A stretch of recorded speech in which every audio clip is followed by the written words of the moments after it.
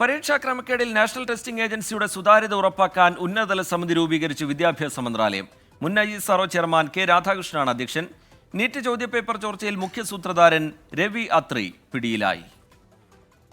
National testing ഏജൻസിയുടെ പ്രവർത്തനം, പരീക്ഷാ നടത്തിപ്പിലെ മാറ്റങ്ങൾ, ഡേറ്റ സെക്യൂരിറ്റി പ്രോട്ടോകോൾ തുടങ്ങിയവയിലെ പരിഷ്കരണങ്ങൾ സമിതി ശുപാർശ ചെയ്യും. ചെയർമാൻ ഉൾപ്പെടെ 7-അംഗ സമിതിയാണ് വിദ്യാഭ്യാസ മന്ത്രാലയം ഇതിനായി രൂപീകരിച്ചത്. സമിതി 2 മാസത്തിനകം നൽകുന്ന റിപ്പോർട്ടിന്റെ അടിസ്ഥാനത്തിലായിരിക്കും NTA തലപ്പത്ത് അഴിച്ചുപണി നടത്തുക. ഇതിനിടയിൽ നീറ്റ് ചോദ്യപേപ്പർ കേസിൽ മുഖ്യ സൂത്രധാരൻ രവി അത്രിയെ Uttar Pradesh special task force arrest ചെയ്തു. ചോദ്യപേപ്പർ ചോർച്ചയ്ക്ക് പിന്നിൽ ഇയാൾ പ്രവർത്തിച്ചതായാണ് വിവരം. UGC നെറ്റ് ചോദ്യപേപ്പറിന്റെ ഒരു ഭാഗം ടെലിഗ്രാമിലൂടെ പങ്കുവച്ചതായി സംശയിക്കുന്ന ഒരാളെ CBI കസ്റ്റഡിയിലെടുത്ത് ചോദ്യം ചെയ്യുകയാണ്.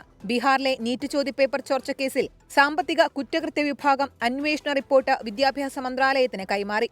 റിപ്പോർട്ടിൽ അറസ്റ്റിലായ 13 പേരുടെ മൊഴിയുടെ വിശദാംശങ്ങളും ഉൾപ്പെടുന്നു. പരിശോധനയിൽ കണ്ടെടുത്ത കത്തിക്കരിഞ്ഞ നിലയിലുള്ള ചോദ്യപേപ്പറുകളും ബാങ്ക് പാസ് ബുക്കുകളും റിപ്പോർട്ടിനൊപ്പം വിദ്യാഭ്യാസ മന്ത്രാലയത്തിന് കൈമാറിയിട്ടുണ്ട്.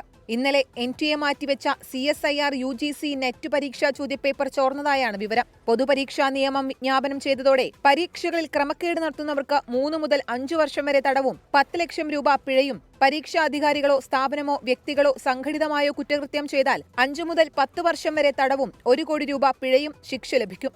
24 ഡൽഹി.